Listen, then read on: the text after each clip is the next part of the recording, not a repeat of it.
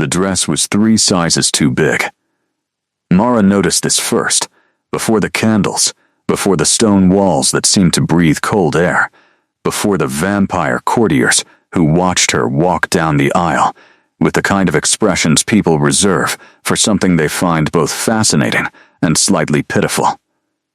The dress had belonged to someone else, someone taller, someone with broader shoulders, someone who had probably not spent the last 6 hours crying in a carriage with no windows. She gathered the extra fabric in her fist and kept walking. The hall of Duskmore Castle smelled like beeswax and something older underneath, something mineral and dark, like the inside of a cave that had never once seen sunlight. Chandeliers hung from the vaulted ceiling, dripping with white candles, and the light they threw was soft and golden, and almost kind. Almost nothing about this place was actually kind. Mara knew that. She had known it since her father sat across from her at the kitchen table 3 weeks ago and told her, very calmly, the way he told her everything, that she had been chosen. Chosen, as if it were an honor. She reached the end of the aisle. The priest, if you could call him that, some ancient creature in gray robes with fingers too long for his hands, gestured for her to stop. She stopped. She looked up. And there he was, Kael Devorian, the Vampire King, Lord of the Northern Reaches, sovereign of the Duskmore bloodline, ruler of something like 11 territories, whose names Mara had tried to memorize and immediately forgotten, because what did it matter? What did any of it matter when you were 19 years old and about to be married to a man who had been alive for 400 years? He was looking at her already. That was the thing nobody had warned her about. She had expected indifference.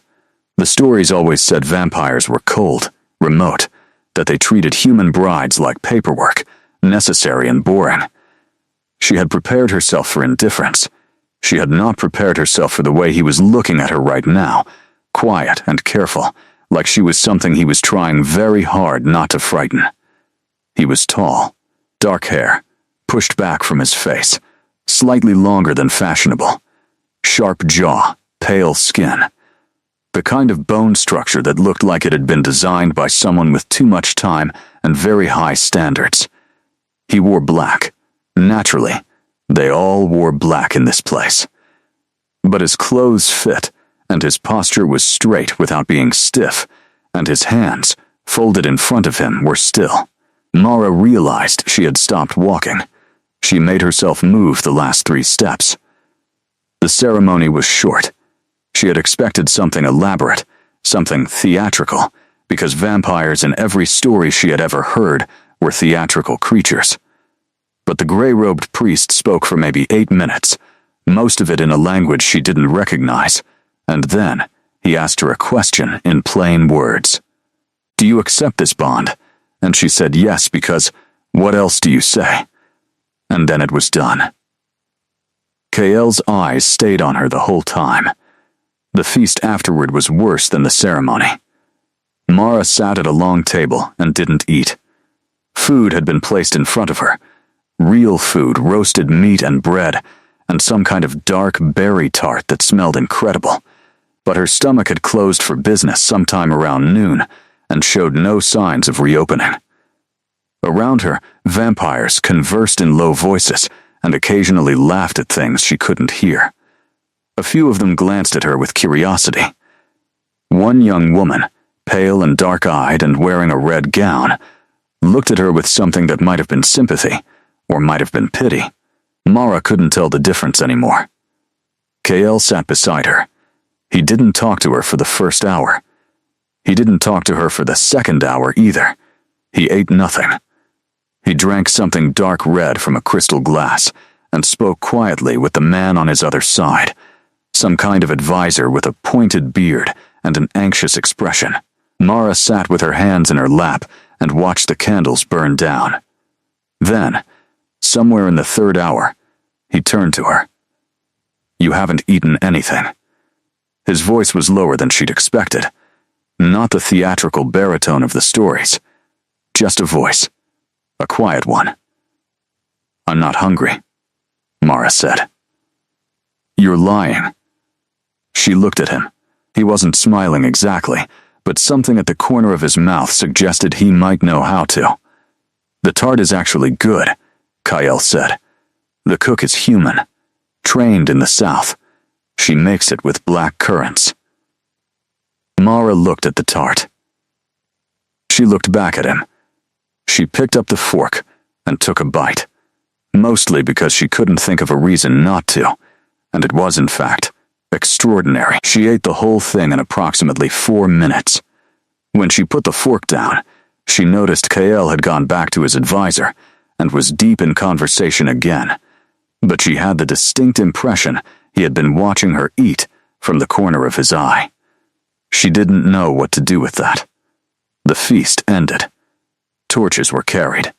Someone played something on an instrument she didn't recognize, low and resonant, and the vampires danced in a way that was less dancing and more a series of slow, deliberate movements that made Mara think of chess pieces.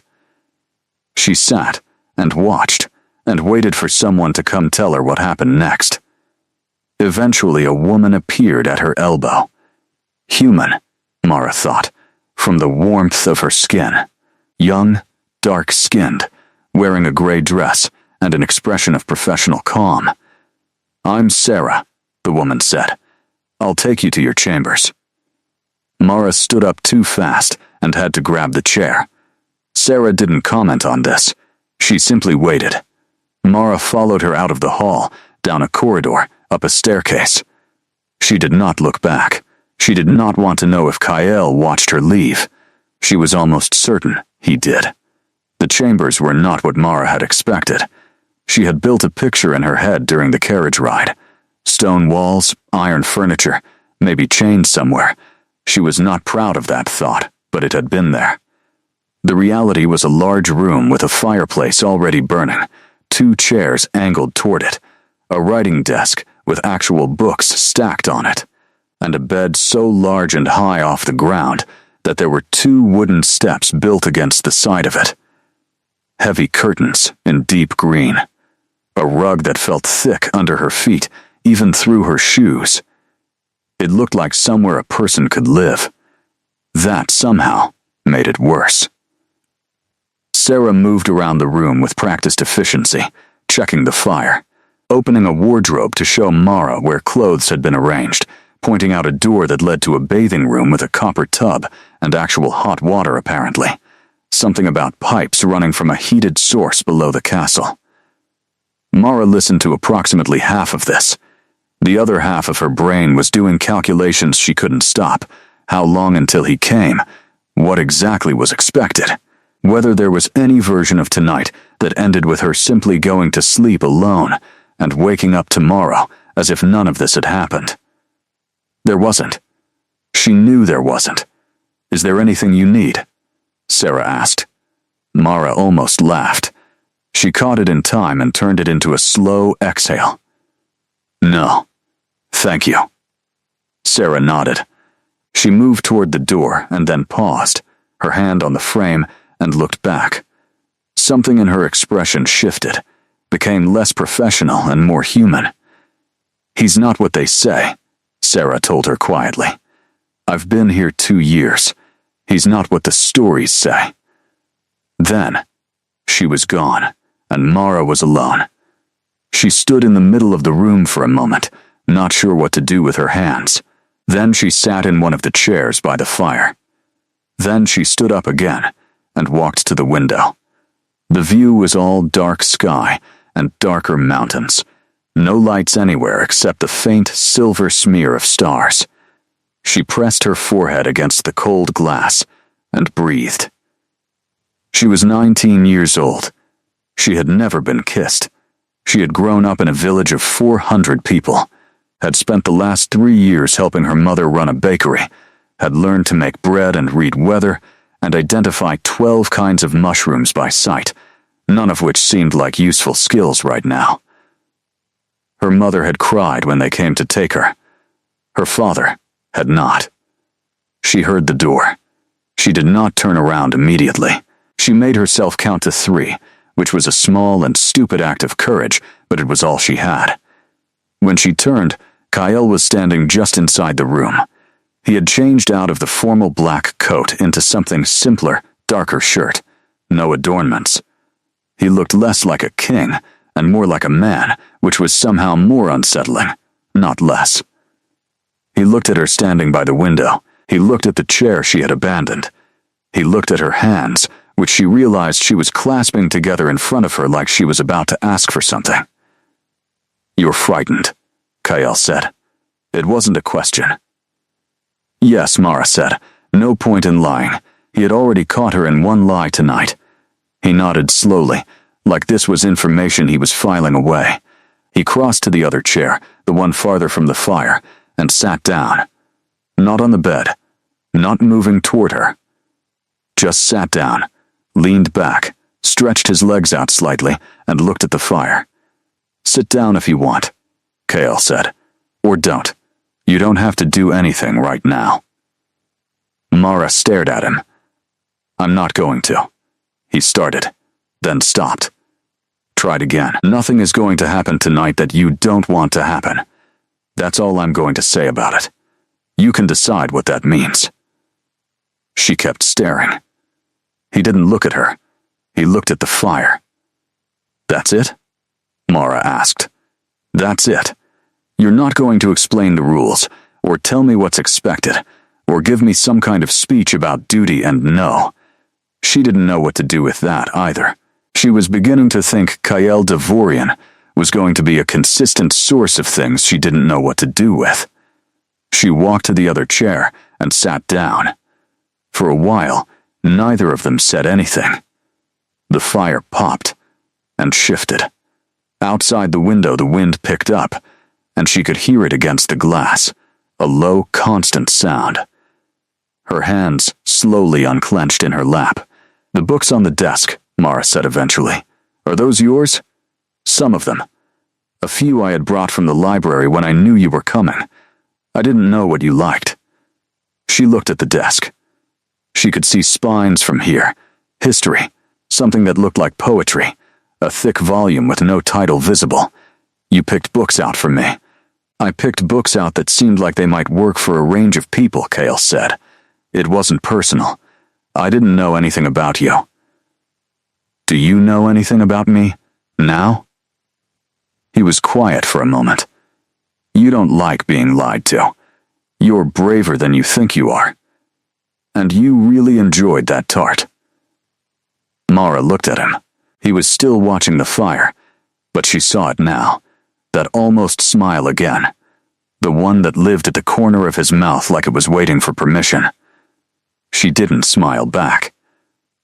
But something in her chest loosened by exactly 1 degree. She slept in the bed.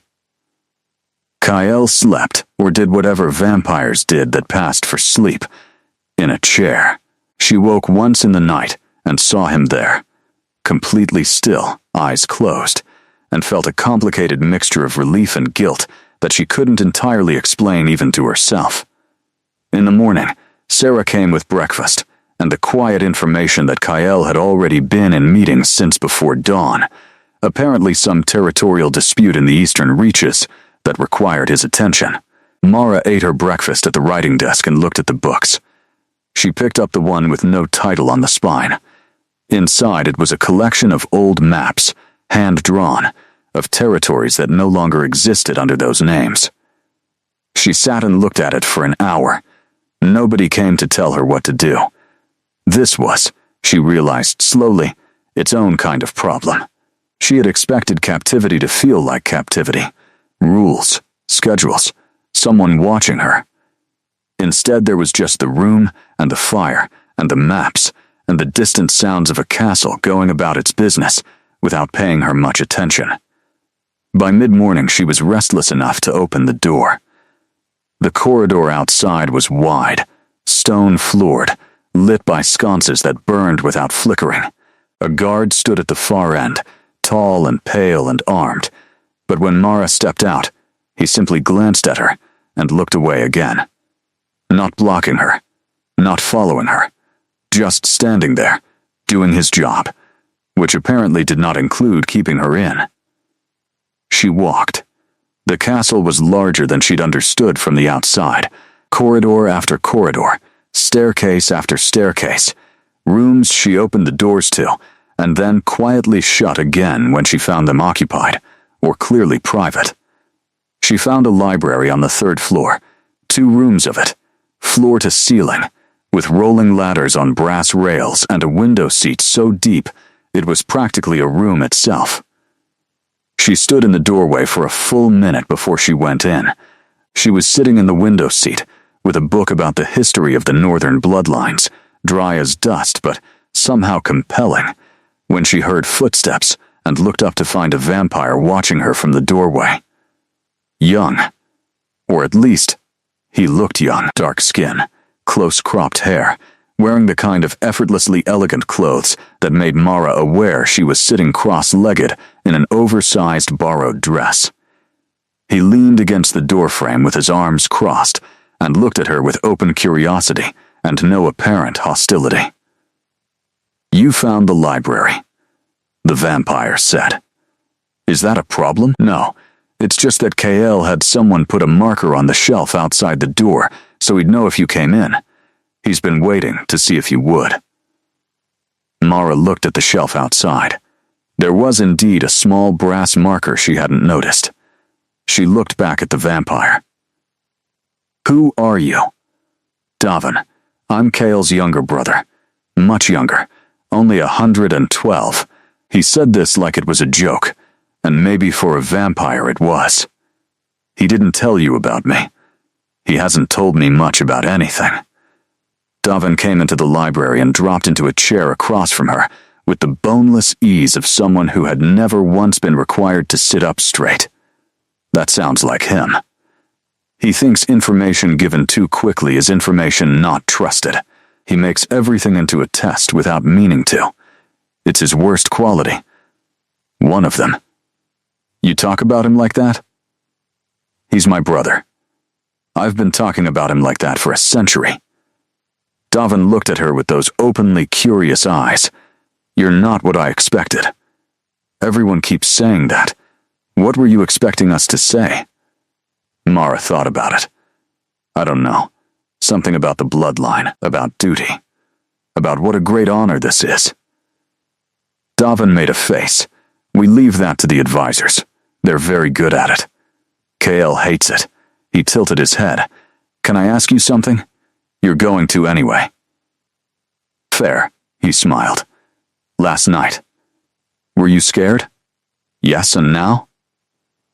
Mara looked out the window at the gray morning sky, the mountains in the distance, the way the light hit the snow on the peaks and turned it briefly gold before the clouds moved and swallowed it again.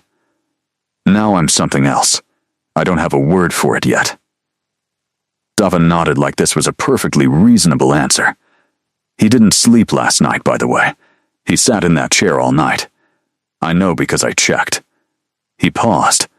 "He was making sure you were safe. That's what he does when he doesn't know what else to do." Mara didn't answer. She looked at the book in her lap. "He's not warm," Davin continued. "He doesn't do the soft things easily. He never learned how. But he's never once in 100 years done something that wasn't aimed at protecting someone he considered his responsibility." A pause. "He considers you his responsibility. I'm aware." "No, you're not. Not yet. I just mean."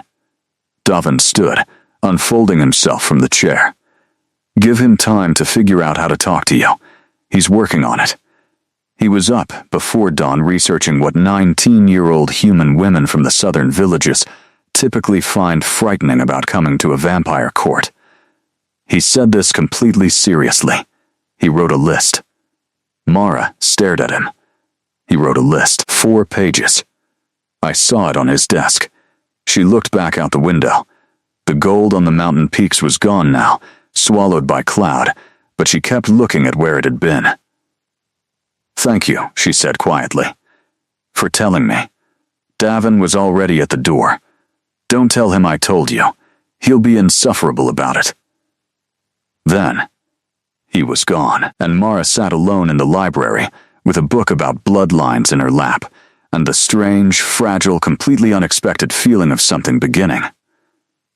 Kael found her in the library that evening. She heard him before she saw him. Or rather, she heard the absence of sound that seemed to travel ahead of him, the way conversations dropped and footsteps paused as he passed through rooms. Then he was in the doorway, still in the clothes he'd worn to meetings, looking tired in a way that wasn't quite the same as human tired. Something around his eyes, something in the set of his shoulders.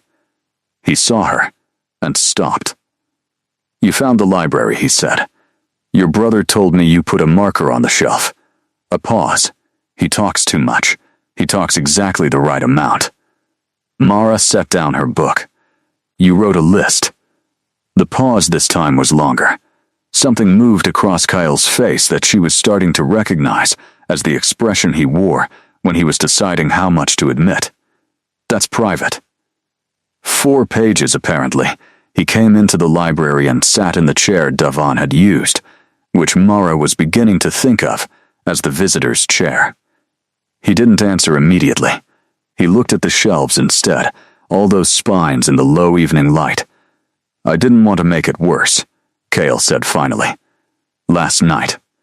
I didn't want to walk in there and say the wrong thing and make everything worse than it already was, so I tried to prepare, by writing a list of things I might be afraid of." "Yes, and did the list help?" He looked at her then, direct, the way he'd looked at her during the ceremony, that careful quality like he was trying very hard to be precise. "I don't know yet." "Did it?" Mara thought about the night before, the chair by the fire, the way he'd said nothing is going to happen tonight that you don't want to happen, and then actually meant it, the way he'd sat across from her and watched the fire, and let her be afraid without making her feel stupid for it. "Yes," she said. "I think it did." Something in his face shifted. Not much, but something. They had dinner brought to the library, which seemed to surprise the servant who delivered it, a young vampire with elaborate braided hair, who looked at the two of them sitting in reading chairs with trays on their laps, and made no comment, but clearly had thoughts. Mara ate. Kael drank from his glass and ate nothing, which she had been bracing herself to find disturbing, and instead found oddly unremarkable.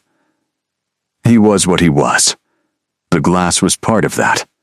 It was fine. "How old were you?" Kael asked, somewhere between her first and second course, when you learned about vampires. 6, maybe. The woman who ran the grain store used to tell stories. She said you stole children. We don't steal children. I know that now. Mara looked at him. "What did you think humans were when you were young? What were you told?" He was quiet for a moment. "Fragile," he said. "That was the word my father used. He meant it as a warning, I think. That humans were fragile and temporary and not to be relied upon. That we should keep our distance. And do you believe that?" "I believe some of it." He looked at his glass. "You are fragile, in certain ways. That's just true. It's not an insult." He paused. "But my father was wrong about the other parts." "What parts?" "That fragile means weak, and that temporary means not worth knowing." Mara looked at him for a long moment. He was looking at the glass, not at her, which made it easier to look at him properly. The sharp angles of his face, the darkness under his eyes that came from centuries of governing instead of sleeping, the hands that were still again, always still, like he had learned long ago that stillness was a form of control. "Can I ask you something?" she said. "Yes, why me?" "Specifically, there must have been other options, other families, other girls." He set down his glass. "There were. 12 families were considered. 3 were selected as final candidates, and you chose me. The council recommended another girl, older, better connected, from a family with historical ties to the bloodline." He paused. "I saw the files. Photographs. brief summaries of each candidate. Mara waited. Yours said that when the census official came to record the household, you made him tea and argued with him for 40 minutes about an error he'd made in the district records 3 years earlier, and that you were right. Something at the corner of his mouth. I thought that was interesting. She stared at him. You chose me because I argued with a census official. I chose you because you weren't afraid of being right. He picked up his glass again. That's rarer than you'd think. In anyone, human or otherwise. Mara didn't know what to say to that. She looked down at her plate, at the food she'd been eating, at the ordinary, unremarkable fact of dinner in a library with a vampire king who had apparently read her census file and thought she was interesting. This is very strange, she said. Yes, I didn't expect it to be strange in this particular way. What way did you expect? She thought about it. Frightening, but in a simpler direction. I expected to be scared of you.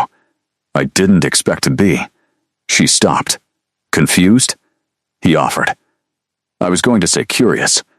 He looked at her then, and the almost smile was there again, fuller this time, almost an actual smile, and Mara felt it land somewhere in her chest with a small and significant weight. That, Kale said quietly, is the best thing you've said to me since you got here. The days settled into a shape she hadn't expected. Mornings alone, reading or walking the grounds with Sarah, who turned out to be funny in a dry, understated way that Mara appreciated. Afternoons that varied. Sometimes she was summoned to some formal thing. A meeting with the castle steward about household arrangements. A brief and awkward introduction to a group of vampire nobles who looked at her the way you look at something your friend has bought that you're not sure about. Sometimes she had no obligations at all and simply existed in the castle like a person who lived there, which was the strangest feeling of all. Evenings were Kale. Not always. He had duties that ran long, nights when he didn't appear until she was nearly asleep, and she heard him settle into the chair across the room, and then in the morning he was already gone. But most evenings he found her, wherever she happened to be, and they talked. They talked about everything. She told him about the bakery, about her mother's hands, rough and flour white, about the particular smell of bread proving in a warm kitchen before dawn. He told her about the Eastern territories he'd been dealing with, a boundary dispute 3 generations old that everyone had strong feelings about and nobody wanted to actually resolve because the conflict had become more important to them than the land. He talked about governance the way she talked about bread, like it was something you had to understand from the inside, not just the recipe, but the feel of it, when to push and when to leave it alone. She started to see how his mind worked. The way he approached problems sideways, never directly, always looking for the angle nobody else had considered. The way he listened. Actually listened. Not waiting for his turn to talk, but paying attention with his whole face. That stillness of his suddenly making sense, because he was using all of it to hear her. It was 10 days in when she realized she was starting to look forward to evenings. She didn't tell anyone this. She wasn't sure what it meant yet. She filed it away, and kept looking forward to them quietly. The way you keep something small and possibly fragile in your pocket, not showing anyone until you know it's real. The trouble came on the 11th day. It arrived in the form of a woman named Isadora, who appeared at dinner without warning, and sat 3 seats down from Kael, with the ease of someone who had sat in rooms like this 100 times before. She was vampire, obviously, dark-haired, white-skinned, with the kind of beauty that was less like a face and more like a weather event. She looked at Mara once, briefly, with an expression that was perfectly pleasant and completely empty, and then looked away and began talking to Kael in a low voice about something Mara couldn't hear. Mara ate her dinner. Sarah appeared at her elbow an hour later as she was leaving and said, very quietly, Isadora was his companion. Before, for about 50 years, Mara walked back to the library, and sat down and looked at the fire for a while. She was not jealous. She was absolutely certain she was not jealous. She had been married to this man for 11 days. She did not have the right to be jealous.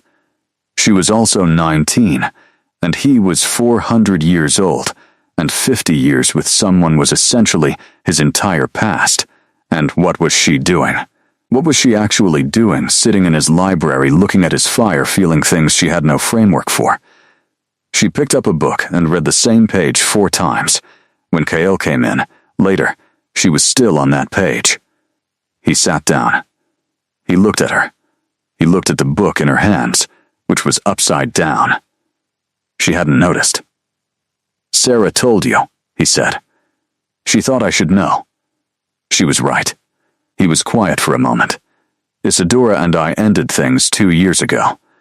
She's here because she serves on the Eastern Council, and the dispute I've been dealing with falls under her jurisdiction. It's political. You don't have to explain yourself to me. I know I don't have to." He looked at her steadily. "I'm choosing to." Mara put the book down. Right side up this time. "Were you in love with her?" That's a very direct question. I argued with a census official for 40 minutes. Direct is what I do. Something moved through his expression, quick and complex. Something that might have been the early stages of genuine amusement. I cared for her. It was real. But love. He stopped. I'm not sure I understood what that word was supposed to feel like before it ended. I think I confused constancy for love for a very long time. Mara thought about that. That sounds lonely. It was.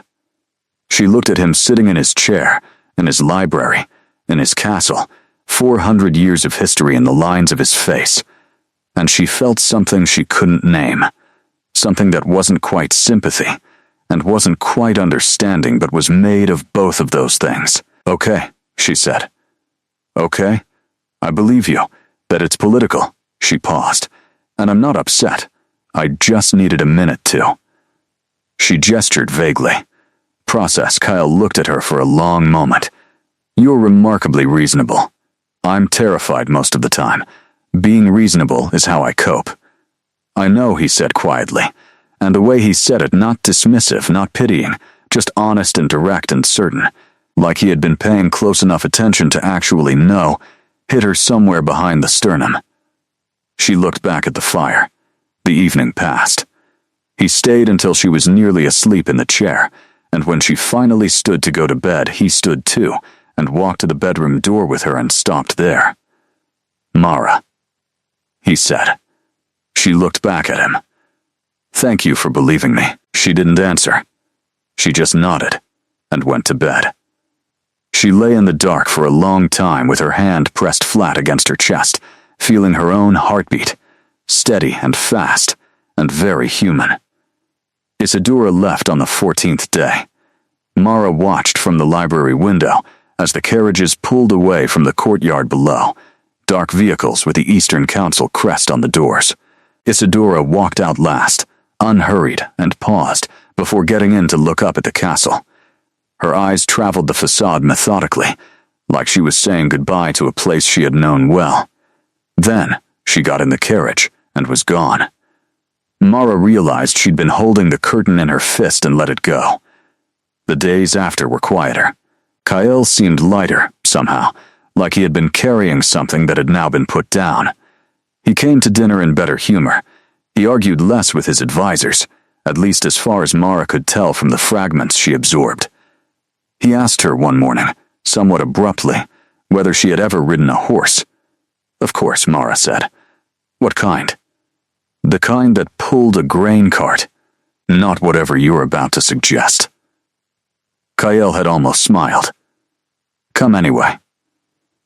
The stables were on the eastern side of the castle grounds, a long, low building that smelled of hay, and something warm and alive that made Mara's chest loosen in a way she hadn't expected. Her village had smelled like this. Old, familiar smell of things that breathed and ate, and didn't care about politics or bloodlines. Kyle's horse was enormous. Black, with the kind of attitude that came from knowing it could injure you if it wanted to, and choosing not to.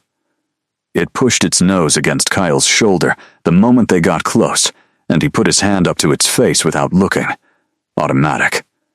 The gesture of someone who had done it so many times it didn't require thought. Mara stood back and watched this happen, and felt something tip slightly in her chest. Her name is Sable, Kyle said. She's 40 years old. Extraordinary by horse standards. She looks at you like she owns you. She does, a bit. He stroked the horse's nose. She belonged to my mother. Mara looked at him. He didn't say anything else about that, just turned and led her down the row of stalls until they found a smaller gray mare who regarded Mara with mild suspicion before accepting a piece of apple from Sarah's coat pocket, Sarah having appeared with the efficiency she always demonstrated, as if she had known they were coming. They rode out through the castle gates into the open ground beyond, just the two of them. The guards watched from the walls but didn't follow. The land beyond Duskmoor was bleak in the way that some cold landscapes were beautiful, flat and wide, winter-brown grass running to dark tree lines in the distance, sky enormous and pale. Mara rode and felt herself breathe properly for the first time since she'd arrived. Kael rode beside her, not ahead, not behind. Beside, they didn't talk much out there. There wasn't the same pressure to fill silence that there was in rooms. The space just absorbed it. They rode for maybe an hour, and when they turned back, the castle was small against the sky, not imposing, just there, like a feature of the landscape. Do you miss it? Kael asked. Your village. My mother, Mara said. I miss my mother mostly. The village itself. She thought about it honestly. It was small. I always felt slightly too large for it. Does that sound terrible? No, it sounds accurate. She looked at him. He was watching the castle getting larger as they rode toward it, his profile clean against the pale sky. Did you ever feel that way? Too large for something? For a long time I felt too old for everything, he said. The longer you live, the more you watch things begin and end and begin again, and after a while, the newness goes out of things. Events stop feeling like events, and start feeling like patterns. He was quiet for a moment. I hadn't felt surprised by anything in about 70 years. Until... He turned and looked at her directly, with that careful, precise attention, until a 19-year-old girl got delivered to my castle in a dress that didn't fit and made me tea instead of asking me questions. Mara frowned. I didn't make you tea. No, but you looked like you were considering it. As a defensive strategy. She had been, actually, tea as a social buffer, something to do with her hands. She had no idea he'd noticed. You were watching me that closely. I watch everything that closely. It's a survival habit. A pause. But yes, you specifically. The castle gates were close now. She could hear the sounds of the yard, horses and voices and the ordinary business of the day. They slowed to a walk. I don't know what's happening, Mara said. She wasn't sure why she said it. It just came out, honest and slightly too loud for the quiet between them, between us. I don't know what to call it or what it is, and I'm not asking you to name it. I wanted to say that out loud. Kael was quiet for a moment. They rode through the gate. The yard noise rose up around them. I know, he said finally. Neither do I. She looked at him. He was already dismounting, one fluid movement, and then he was beside her horse, and she slid down, and his hands came up to help, catching her waist for just a moment before she found her footing. He didn't step back immediately. He was close. Closer than he usually allowed himself, and she could see the ring of darker gray at the edge of his eyes that she had started looking for, without realizing she had started looking. But, he said quietly, I'm not frightened of it. She held his gaze. I am, she admitted. A little. I know, he said again. I'm working on the list. She laughed. Actually laughed, sudden and real, and his expression shifted into something she had not seen on him before, open and unguarded and warm. It lasted about 3 seconds before he put it away again. But she had seen it. She found the 4-page list on his desk. She hadn't been looking for it. She had come into his study to return a book she'd borrowed from the shelves in there, and the list was simply sitting on the desk, not hidden, not face down, just there among the papers and maps and correspondence that always covered every surface he worked at. She should have put the book down and left. She read the list. It was in his handwriting, which was precise and slightly angular, not decorative. The pages were numbered. The first page was headed Things That May Cause Fear, and beneath it was a numbered list. 22 items. Things like unfamiliar dietary customs, which she understood was about the blood, and absence of sunlight, and its effect on sense of time and proximity to supernatural ability without context. Item 11 was loss of access to familiar people, which had been crossed out and rewritten as separation from family and support, which had also been crossed out, and left without replacement, like he hadn't found the right words. The second page was headed Approaches and had a shorter list. Don't overwhelm with information.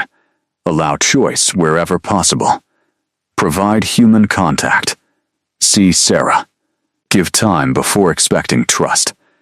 Don't mistake silence for comfort. She turned to the third page. At the top he had written, in slightly heavier ink, as if he had pressed down harder, "She is not afraid of being right." And then below that, a single line, "Find out what she is afraid of," specifically. The fourth page was almost blank. In the middle of it, alone, was one sentence. "She deserves better than fear as a permanent state." Mara stood at the desk for a long time. She heard the door open behind her, but she didn't move. Kael's footsteps stopped. "I came to return the book," she said, without turning around. A pause. "I see. I wasn't looking for it." "I know." Another pause. "I'm not a demonstrative person. Writing things down is how I make sure I'm being precise." She turned around. He was standing in the doorway, still in his traveling coat, which meant he'd just come in from somewhere. He looked at her face, and then at the papers on his desk, and the careful blankness of his expression told her he was doing the thing he did when he was deciding how much to feel in front of another person. "She deserves better than fear as a permanent state," Mara said. Kael said nothing. "Did you mean it?" "I don't write things I don't mean." She put the book down on the desk carefully and looked at him across the room. He was still in the doorway, still in his coat. And she understood suddenly that he was doing the thing he'd done on the first night, holding himself back, giving her space to be afraid, waiting for her to set the terms of the distance between them. The problem was, she didn't want the distance anymore. She wasn't sure when that had happened, somewhere between the census official story and the 4-page list and his hands at her waist in the courtyard, and the laugh that she'd seen him try to put away and not quite manage. Somewhere in there the fear had shifted into something with a different texture. "You could come in," she said. "You don't have to stand in the doorway." He came in. He took his coat off and put it over the chair he always used and stood near the desk, not too close, giving her room. "I don't know how to do this," Mara said. "Whatever this is. I've never." She stopped. "There was a boy in my village. We used to talk by the mill sometimes. That's the extent of my experience. A boy by the mill. He moved away. It wasn't a great romance." She looked at her hands. "My point is I don't have a lot to compare this to. So, I might be reading this wrong. Everything I think is happening between us. I might be making it up." "You're not making it up," Kael said.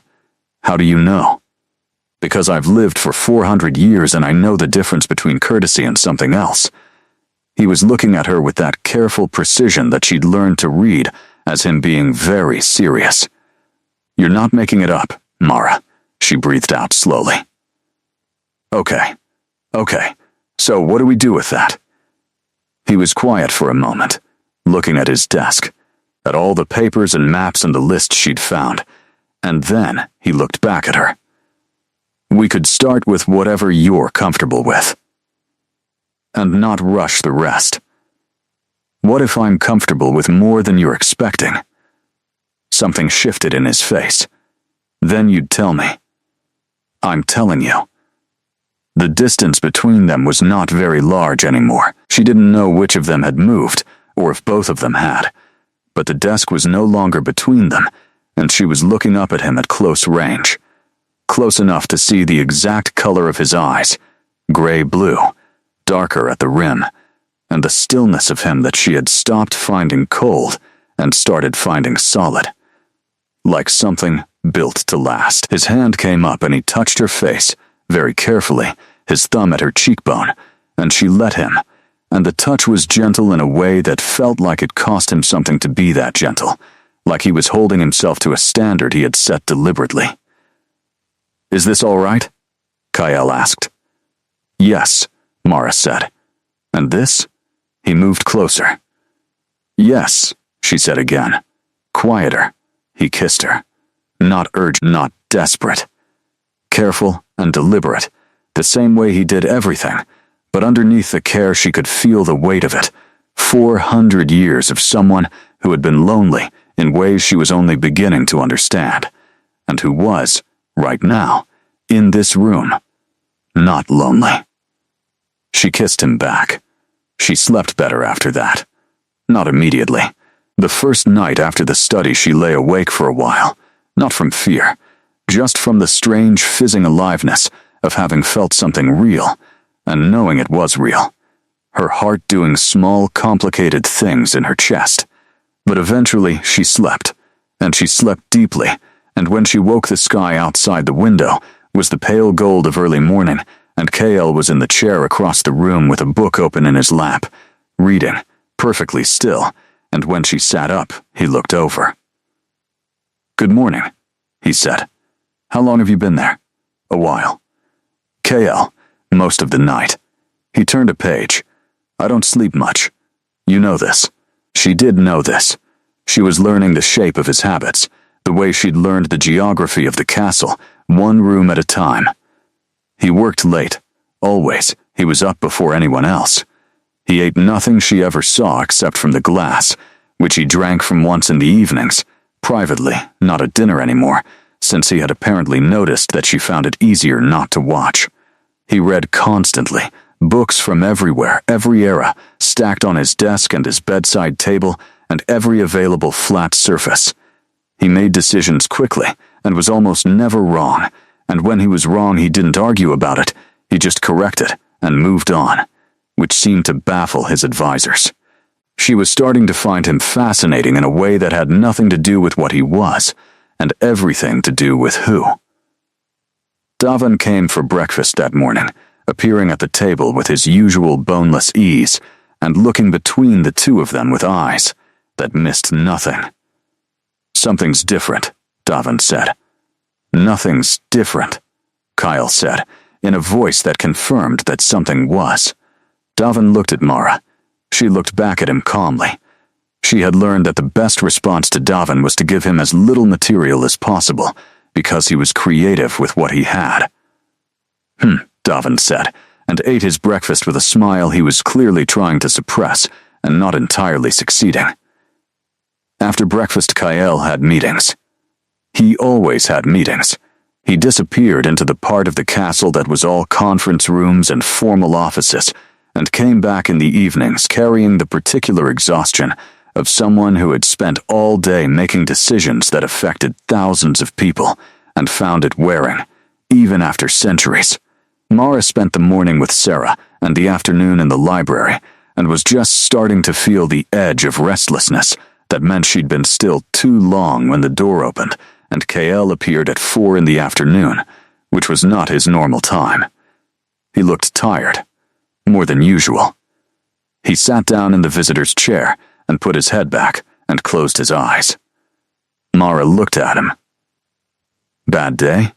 The Eastern Council sent new representatives, worse than the last ones. He didn't open his eyes. They wanted concessions I can't make without setting precedents that would take decades to unpick. I said no in 7 different ways, and they wanted an 8th. Did you give them an 8th? No. I showed them out. A pause. Diplomatically, what does that mean? It means I was polite about it. He opened one eye. I'm always polite. It's more effective than the alternative. She believed this absolutely. There was something in the way Kael was quiet, in the complete control of his stillness, that suggested the alternative was something you did not want to see. She got up and went to the small cabinet in the corner where Sarah kept, among other things, tea things. Mara had requisitioned these approximately a week in, because there were limits to how long a person from the south could survive without proper tea. She put the kettle on the small iron hook over the fireplace and got the cups, and measured the leaves, and when she turned back around, Kael was watching her with both eyes open. What?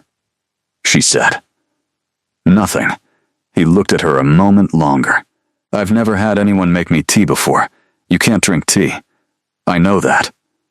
She understood then. It wasn't about the tea. She turned back to the kettle. Well, she said, someone should. Neither of them said anything else while the water heated. She made the tea, strong, the way she liked it, and brought the cup to him, and set it on the table beside his chair. He looked at it. He looked at her. Thank you, he said, and meant something larger than the words. She sat back down in her chair and tucked her feet up underneath her and opened her book. He picked up his own book from somewhere. He always had one within reach, and opened it. The fire settled. The light outside the windows went from gold to gray to the deep blue of early evening. They sat and read, and didn't talk, and it was the most comfortable Mara had felt since she arrived. At some point he reached over without looking up from his page, and set his hand over hers where it rested on the arm of the chair. Just his hand over hers, warm for him, but cool against her skin. She turned her hand palm up, and his fingers threaded through hers, natural and unhurried, like this was something they had always done. She kept reading. He kept reading. Outside, the first snow of the season began to fall, white against the dark sky, and inside the library the fire burned steady, and the tea went cold in the cup, and nobody moved to change anything, because everything was, for that hour, precisely right. The snow changed the castle. Not dramatically, but the light came in differently through the windows, reflected and doubled, and the sounds from outside were muffled so that the interior of Duskmoor felt smaller and quieter and closer. Mara found she liked it. Winter had always been her preferred season. Her mother called it proof that she was contrary. She thought about her mother more in the snow. She wrote letters. She had been writing them since the 2nd week, leaving them with Sarah, who forwarded them through the castle's courier system to the south. She didn't know how long they took to arrive, or if they arrived at all, but she wrote them anyway, telling her mother about the library, about Sarah, about Davon, who reminded her a little of the baker's son from home, except immortal and with better clothes. She didn't write about Kael directly, not yet. She wasn't sure how to put it into words her mother would understand. She was writing one such letter at the desk in the bedroom when the knock came at the outer chamber door, and she called out, "Come in," and it was not Sarah. It was a woman she hadn't seen before. Tall, vampire, older in the way that vampire oldness expressed itself, not in lines or gray hair, but in the way she moved, the absolute economy of it, nothing wasted. She wore dark blue, and her silver hair was pulled back simply, and she stood in the doorway and looked at Mara with eyes that were very like Kael's in color, if not in expression. "You're Mara," the woman said. "Yes, I'm Yvain. Kael's mother." Mara put down her pen very carefully. Yvain came in and sat in the chair by the window with the composure of someone who had sat in many rooms and found all of them equally unimpressive. She looked at Mara with direct, assessing eyes, and Mara looked back and tried to find something useful to do with her hands, and failed. "He didn't tell you I was coming," Yvain said. No, he didn't tell me he'd become.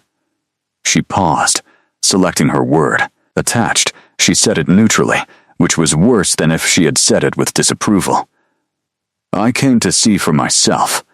See what, specifically? Yvain's eyes sharpened slightly. Why a 19-year-old girl from a grain village has my 400-year-old son writing lists? Mara held her gaze. He told you about the list. Davin told me about the list. Davin tells me everything. It's his best and worst quality.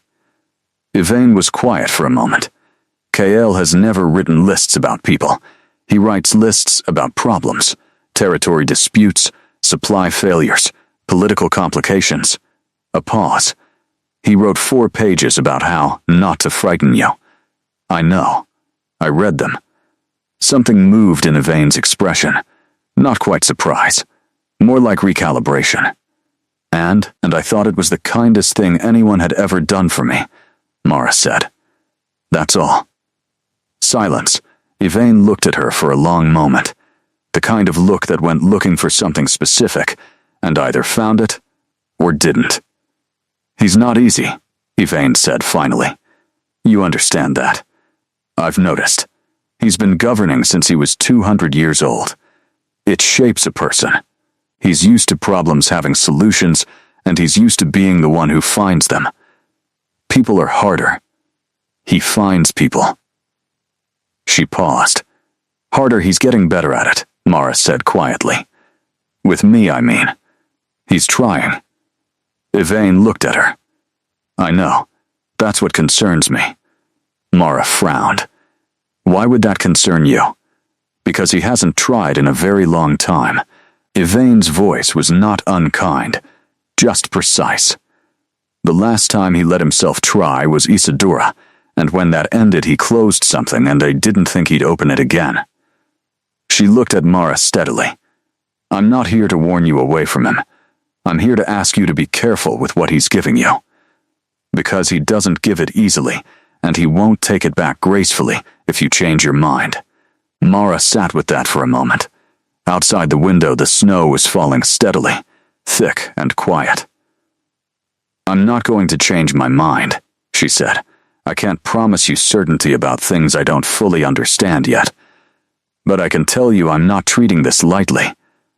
I'm not treating him lightly.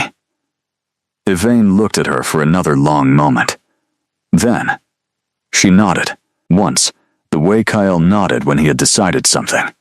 Good, she said. She stayed for an hour after that, and the conversation shifted into something less weighted. Yvain told her about Kyle as a younger vampire, which was apparently still centuries ago, and the stories were not what Mara expected. He had been stubborn and difficult, and had once refused to speak to anyone for 3 weeks over a point of principle that turned out to be correct, but that nobody else understood until much later. He had learned to ride at 50, and been thrown off repeatedly, and gotten back on each time with the expression of someone who had decided not to acknowledge the concept of failure. Mara listened and felt something warm and quietly significant spreading through her chest. When Yvain left, she passed Kael in the corridor outside. Mara heard their voices, low, and then Kael came in alone and looked at her with an expression that was trying very hard to be neutral. She ambushed you, he said. She came to meet me. She came to evaluate you. Same thing. Mara looked at him. She loves you very much. His expression shifted. That open, unguarded thing she had seen once before. The one that lasted 3 seconds before he put it away. This time it lasted 4. I know, he said. She told me about the horse, Mara said. Of course she did. He sat down and put his head back. I was thrown off 27 times. She said 19. She's being generous. He looked at the ceiling. I got back on every time. I know, Mara said softly. That's the part that matters. He showed her the tower room on a Tuesday. She didn't know why Tuesday specifically. He came to find her after his morning meetings with no explanation. Just come with me, and led her up a staircase she hadn't found yet in all her weeks of wandering, a narrow spiral that went up farther than she expected. And at the top was a small round room with windows on all sides, and a view that knocked the breath out of her so completely she had to put her hand on the wall. Every direction was mountains and sky and snow. The castle grounds below, tiny and geometric. The dark thread of the river in the valley. The tree line in the east, white-capped. In the far distance, barely visible, the gray smudge of something that might have been another settlement. "My mother found this room," Kael said, behind her, "when she first came here. She spent a lot of time up here, early on." Mara understood that. She felt it in the room, something that had absorbed the presence of someone who had needed to see a horizon. "She came here the same way I did?" Mara asked. "Chosen? Yes, different era, different circumstances, but yes." He came to stand beside her at the window. "She told me once that the first month she only came up here, that this was the only place she felt like herself." "Did it get better?" "For her?" "Yes," he was quiet. "She told me that too. Eventually she stopped needing the tower and started feeling like herself everywhere." A pause. "It takes time." Mara looked out at the mountains. The snow on the peaks had that particular quality of stillness that meant it had been there a long time and intended to stay. How much time did it take her? She didn't give me an exact number. She said it was different for everyone. He looked at her profile. She said it helped to have someone who wasn't trying to rush it. Mara turned and looked at him. He was watching her with that careful attention that she had stopped finding unnerving and started finding steadying. Like whatever he found when he looked at her, he was not disappointed by it. "Is that why you brought me here?" she asked. "The tower? I brought you here because I wanted you to have it, the same way she did. A place that's yours, where you can." He paused, looking for the right word. "Breathe." She looked at him for a moment. Then she looked back out the window at the enormous, quiet landscape. "Can I tell you something?" she said. "Yes, I'm not as frightened anymore. Of this." She gestured, meaning all of it. The castle, the life, him, that surprised me. I thought it would take longer. I thought I would feel like a prisoner forever and I'd just get used to it. But it doesn't feel like that. It feels like... She stopped. "Like what?" She thought about the word carefully, the same way he selected words, wanting to be precise. "Like mine. This is starting to feel like mine." Kael was quiet for a moment. "Good," he said. The same word his mother had used, the same weight behind it. She turned to look at him properly.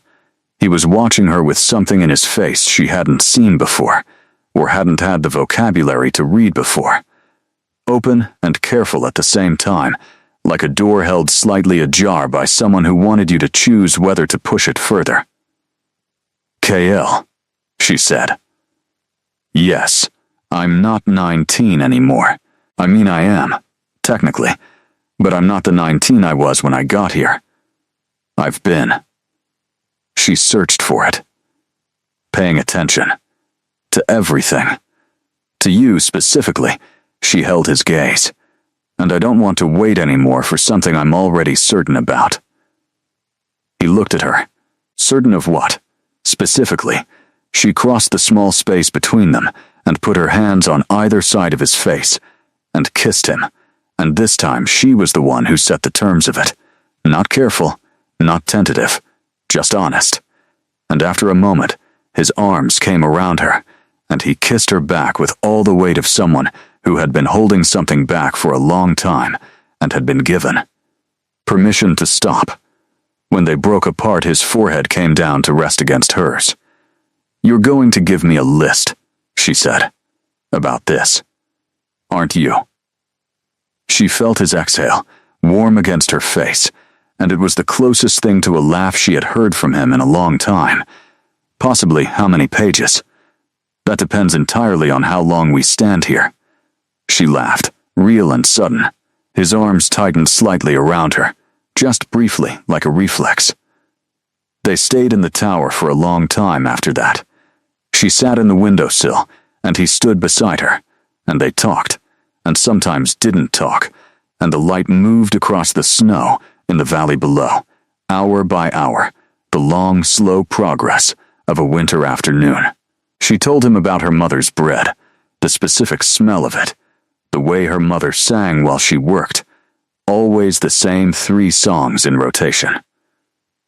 He told her about the first time he had seen snow fall, centuries ago, in a country that no longer existed under that name, and how it had seemed impossible to him that something so fragile could fall that far and survive.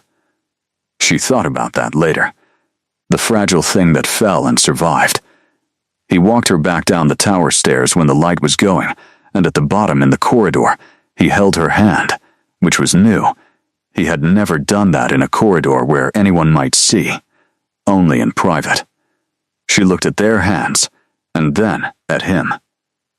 He was looking straight ahead, expression composed, but his thumb moved against the back of her hand once, quietly, like punctuation. She understood. She held on. The night it changed was not a dramatic night. There was no storm, no ceremony, no particular occasion. It was an ordinary evening in the library.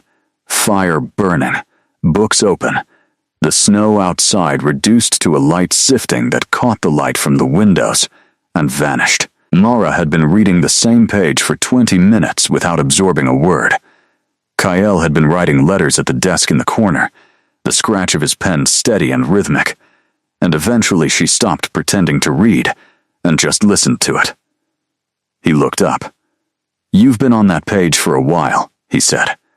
"I'm a slow reader. You're the fastest reader I've ever seen." He set down his pen. "What are you thinking about?" She looked at him. He was in his ordinary evening clothes, dark shirt, no coat, ink on his left hand from where he always held the pen too tight. He looked like himself. Just himself. And that was exactly it, she realized. That was precisely what she had been sitting there for 20 minutes understanding, without knowing she was understanding it. He had become the most familiar thing she had. Not the library, not Sarah, not the tower room. Him, the particular way he held his pen. The small furrow between his eyebrows when something bothered him. The almost smile, and the 4-second openness, and the lists, all that careful preparation that was just another word for caring. "I think," she said slowly, "that I love you." The pen was on the desk. His hands were still. He looked at her with an expression that was doing several things at once, and she watched all of them. The initial surprise that was quickly replaced by something much larger and much quieter, and then the thing underneath all of it. The thing she recognized, because she had been watching his face for weeks now, and had learned to read what he kept underneath. Relief. Enormous and unguarded. He got up from the desk and crossed the room and sat beside her. Not across, beside. And when he took her hands in his, she felt the slight coolness of them that she had stopped noticing somewhere around week 3. "I wasn't going to say it first," he said quietly. "I know. I was trying to give you time. I know that too." She looked at their hands. "How long have you known?" "For you." He thought about it with the seriousness he brought to everything. "The list," he said finally. "The night I sat down to write it. I was trying to think about your fears, and I kept getting distracted by..." He paused. "By not wanting you to be afraid. Not as an abstract duty. As something that mattered to me personally." He looked at her. I think it was then. That was before she had even spoken properly to him. Before the census story. Before the library. Before everything. She did the math, and it made her chest ache in the best possible way. "Kale," she said. "Yes, I'm still scared sometimes. Of the length of time. Of what it means that you'll be here in 200 years and I won't be. of whether I can be what this life needs me to be. She held his gaze. I want you to know I'm not saying it because I've stopped being scared. I'm saying it because it's true at the same time as the fear. He turned her hands over in his, looking at them. I've been scared too, he said, of caring about something fragile again, of doing this wrong, he stopped, then continued, quieter, of you leaving and me having let myself. Another stop. I'm not saying it well. You're saying it perfectly. I'm saying it accurately at least. He looked at her. 400 years and I still don't have good words for this. You wrote 4 pages. Those were notes.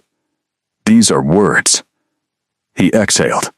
I love you, Mara. I loved you when you sat in the chair by the fire and were afraid and were brave at the same time. I loved you when you argued with me about what the census official got wrong even though you hadn't met him and were working from second-hand information. I was right, though. You were completely right. His almost smile came and went. I love you, and I don't want you to be frightened of the length of time. I want to spend it finding out who you're going to become, because you're already someone remarkable at 19 and I am genuinely. He paused, curious about 40, and 60, and beyond. She felt tears somewhere at the back of her eyes. She did not let them happen. She blinked twice and breathed and held his hands. I want that too, she said. All of it. He pulled her close, not dramatically, just quietly, the way he did everything, and she settled against his shoulder and felt his breath slow and steady, and his arm around her, and the fire warm in front of them, and the snow falling outside, and everything that was large and frightening about this life suddenly held inside something that was just the two of them in a room, and manageable, and real. What happens now? She said, after a while. Now we have dinner, he said, and then we talk about what you want the next month to look like, and then we figure out together what the month after that looks like, and so on. That's very practical. I'm a practical person. You're a person who wrote 4 pages of notes about my fears because you didn't want to frighten me, she said. That's not practical. That's something else entirely. He was quiet for a moment. Yes, he said softly. It is. She stayed where she was, her head against his shoulder, listening to the silence that was not lonely anymore. Spring came slowly to Duskmore. It didn't arrive the way it did in the south, all at once, the air changing overnight and the ground suddenly soft, and everything blooming in a rush. Here it crept in, uncertain, a few degrees of warmth at a time, the snow retreating from the lower ground while the peaks stayed white. The river in the valley ran fast with meltwater. The first green appeared in the castle grounds, and Mara stood in the courtyard one morning and put her face up to actual sun for the first time in months, and felt it on her skin like a greeting from something she had not realized she missed. 6 months since the carriage. 6 months since the dress that didn't fit, and the hall that smelled of beeswax, and the man at the end of the aisle who looked at her like she was something he was trying not to frighten. She had changed. She knew it. Not in ways she could always see directly, more in the feeling of herself in space, the way she moved through the castle like it was hers, the way she sat at the formal table and could hold a conversation with any vampire present without the cold sweat she had barely concealed in the early weeks.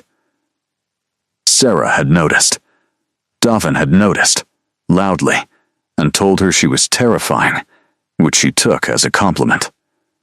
Kyle had noticed. He didn't say it directly. He showed it in the way he had started asking her opinion on things, not just personal things, but political ones, small ones at first. What did she think the Eastern Council was actually after? What did she think the new trade proposal from the Western Territories would mean for the human suppliers?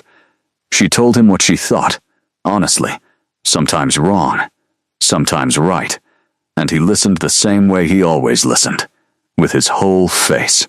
She was in the tower room when he found her on the morning of the 6-month mark.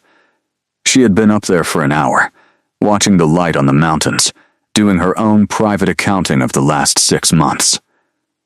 The girl in the carriage, who had practiced, not crying. The first night in the chair by the fire. The list on his desk. The library in snow. The word love, said out loud for the first time, in a quiet room with no ceremony. She heard his step on the stairs. "I thought I'd find you here," he said, coming in. "It's a good morning for it." He came to stand beside her at the window, looking out at the same view, the mountains lightening as the sun climbed, that temporary gold on the snow that disappeared when the clouds moved. She had watched for it every clear morning since he'd brought her here. She had started to think of it as hers. 6 months, Kyle said. "I know. Is that strange to say?" She looked at him. He was watching the mountains. "No, I was just counting myself." She looked back out the window. "I want to write to my mother." "Tell her." She paused, searching for it. "Tell her I'm not afraid anymore. Will she believe you?" "No. She'll think I'm protecting her." Mara smiled at the mountains. "But I'll know it's true, and eventually she'll see it when she visits." He turned to look at her. "She's confirmed for next month." "I know." She stopped, found the right word. "Excited. I want her to see this. I want her to see you. She'll evaluate me," he said, "like my mother evaluated you. Yes, and you'll write a list about it." His exhale was almost a laugh, already started. She turned to him. "How many pages?" 2. She's from a grain village in the south. She runs a bakery. She raised a daughter who argues with census officials. I feel reasonably prepared. He looked at her. "You, I was not prepared for." "Is that a complaint?" "It's an observation." His eyes on her face were warm, the way they were now in private, the warmth he didn't bother to contain anymore, because she had told him plainly she wanted to see it. "You were supposed to be a human bride from a respectable family. An arrangement with clear terms, a manageable addition to a complicated life. And instead? And instead, he said, you read the list." She laughed. He smiled. The real one, the full version, the one that changed his face so completely that Davin said it was honestly alarming when it appeared. She had gotten good at making it appear. He reached over and took her hand, easy and familiar now, and they stood at the window together in the light. "I want to ask you something," Kyle said. "Ask." "The bond. The one that brought you here. The terms were 1 year. You know that. The year ends in 6 months. She knew. She had known since the beginning. 6 more months and the formal arrangement ended, the legal obligation dissolved, and she was free to leave or stay as she chose." "I'm aware," she said. "I'm not asking you to decide now. I'm not asking you to decide at all, until you're ready. But I want you to know that whatever you decide, the answer won't change anything about." He paused. "About what this is. Between us." She looked at him. "You're worried I'll leave. I'm not worried I'm..." He stopped. "I'm aware it's a possibility, and I want you to know it doesn't change how I..." Another stop. "I'm not holding what I feel contingent on the outcome." She looked at their hands, his pale and cool and steady. Hers warmer, slightly ink-stained. She had been writing letters all morning. "Kyle," she said. "Yes, I'm not leaving." He was quiet. "I'm not saying it because I think you need reassurance," she continued. "I'm saying it because it's true, and I want you to have the true version of things, the same way you gave me the true version from the beginning." She looked up at him. "This is home. You are home. I figured that out about 3 months ago, and I've been waiting for the right moment to say it." He looked at her for a long moment. "That was the right moment," he said. She squeezed his hand, and he squeezed back, and outside the clouds shifted, and the gold came back to the mountain peaks, brief and brilliant, and they stood there together in in the light of a new season at the top of a tower that had always been about surviving until you didn't need to anymore. She didn't need to anymore. She was exactly where she was supposed to be, standing in a too large world that had slowly become the right size, holding the hand of a 400-year-old vampire king who wrote lists because he loved her and didn't yet have better words, and she thought that was, in the end, more than enough. It was everything. If this story made you feel something real, follow for more. New stories every week.